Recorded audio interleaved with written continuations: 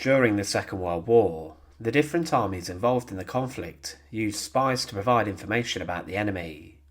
It was believed this information would be very useful to the war effort, and the British used spies to a huge extent in France, with the organisation known as Special Operations Executive, or SOE, linking up with the French resistance. But if spies were caught, they were often subjected to horrific torture and also execution, and there were a number of accounts of women or female spies who were executed inside the concentration camps, being burned alive. This was a harrowing thing for the other prisoners to recount, but German spies were executed during the conflict, and also for a short period following the end of hostilities in Europe.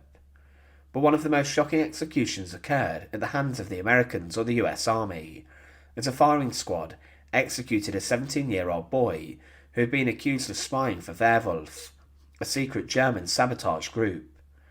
But the story of Josef Schöner is one which is entrenched with brainwashing inside of the Hitler Youth, but the Americans, to teach the German population a lesson at the end of the war, executed a teenager. Join us today as we look at the execution of the teenage Hitler Youth spy, and as always, to support our channel, please make sure to subscribe. The Hitler Youth was established by the Nazis, and eventually all young boys were conscripted and were forced to join. It was used to brainwash young boys, and the members of the group would then become soldiers, and the Hitler Youth served as an early military education for millions, who it was hoped would put their lives at risk for Hitler's Third Reich. What Hitler was doing was creating a mobilised force which could one day defend Germany and attack, and many German boys at the end of the war did take up arms. But Hitler said of the group that these boys and girls enter our organisations with their 10 years of age, and often for the first time get a little fresh air. After 4 years, they go into the Hitler Youth, where we have them for another 4, 6 or 7 months, and whatever class consciousness or social status might still be left, the Wehrmacht will take care of that. These boys were being trained to become soldiers, and discipline was strictly enforced, and some did not like it, but then Hitler made it impossible for some to refuse to join, as he said boys could not go to university if they were not members of the Hitler Youth.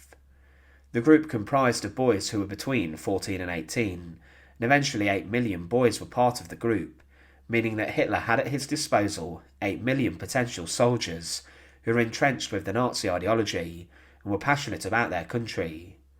This was very dangerous and was a useful weapon for Hitler. However, the Hitler Youth, as the Second World War broke out, played a pivotal role in the war effort. Arthur Axmann transitioned the group to become an auxiliary force, which would perform service when it was required. The boys became part of the German fire brigades, who would sort out problems following Allied bombing raids, and they also kept Germany moving, working on the railways and in other civilian positions. But then there were aspects who became trained to defend Germany, with anti-aircraft batteries that were staffed by young members of the Hitler Youth. But as the war effort continued and the Allies began to push back, young teenage boys were being called upon in a military reserve to replace soldiers who had been killed in deadly operations such as Barbarossa, where many lost their lives. Even SS divisions comprised of Hitler Youth members were planned, and this was staffed by boys who had been born in 1925, and in 1944 the SS Panzer Division Hitler Youth saw service during the Battle of Normandy.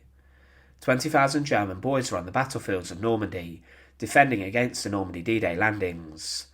They took out 28 Canadian tanks.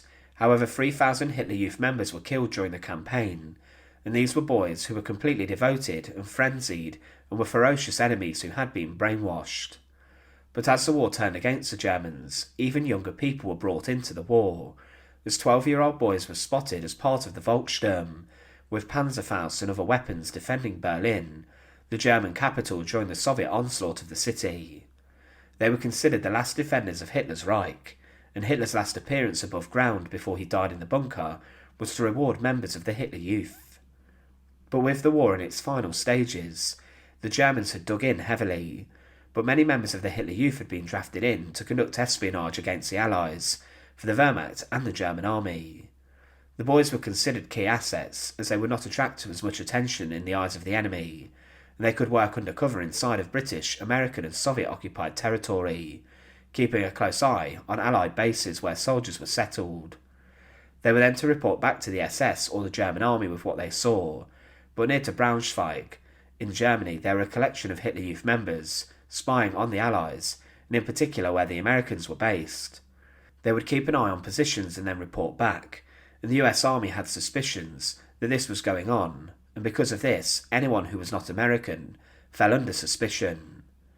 There had been further sabotage operations conducted against them, such as Operation Greif, and because of this, anyone fell under suspicion. But on the 1st of June 1945, there were 2 teenage boys who had been arrested, and they were then tied to a stake in an abandoned quarry, and they were executed by an American firing squad. But one of these was a senior figure in the Hitler Youth, despite the fact he was just 17. Josef Schöner, a 17-year-old Hitler Youth leader, had been captured along with Heinz Petri, a 16-year-old boy, and they were accused of being spies. Schöner had been trained in how to use weapons and a rifle, and he was also given distinct training in explosives and demolitions as part of the Wehrwolf secret organisation, whose job it was to cause chaos and disrupt the Allies. Schöner, as mentioned, was a Hitler Youth leader, and he'd been sent to Bergheim, where he linked up with Petri, and the pair were then sent to spy on the strength of the US Army near to the front line. They reported back a number of times to the German military with what they saw, and they were then living very dangerously. However, on the 22nd of February 1945, the 2 boys were picked up by the 9th US Army, and they had been taking shelter in a foxhole, and had been recording American movements. The Americans noted that the boys were found not in uniform. This was significant, as they were wearing civilian clothing, and they were then dealt with as spies. It was clear what the boys were doing, and as the war was coming to an end, there would have been calls to imprison them, and then to release them showing clemency, as they were just teenage boys, but this is not what would happen. Heinz Petri, Schöner's pal, admitted being a spy inside of Aachen prison under interrogation, and there was then a day's court proceedings brought against the pair.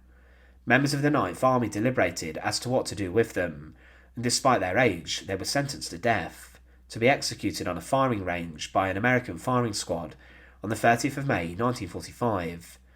The court ruling took place on the 29th of March 1945, months before the executions took place, and 2/3 of a jury of the officers voted for the death sentence, and it was said these were given out to remove the poisonous breath of German militarist and Nazi ideology from the face of the earth completely. It was ruthless, and for months the boys were inside of a prison awaiting their fate, and the Americans could have easily overturned their death sentences, but this would not occur.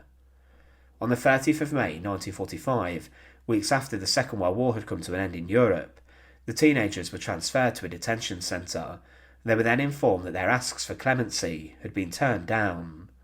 This meant that the executions were to be carried out very soon and imminently, and with this Josef Schöner spent his last evening in prison, and he was just a 17-year-old boy. There had been calls within the army to pardon them, but this was not accepted. Schöner was taken out to a gravel pit quarry, and he was executed seconds after Heinz Petri, who was younger. With him was a priest who remained with him in his final moments, and a number of American guards who brought Joseph out to a wooden stake, then tied the 17-year-old German spy to the stake and secured him so he could not move. His arms were tied around his back, and his legs were also secured, and the firing squad made up of 12 soldiers from the 9th Army emerged with their rifles. They were quickly readied, and they fired straight, executing immediately Josef Schöner, the 17-year-old Hitler Youth spy.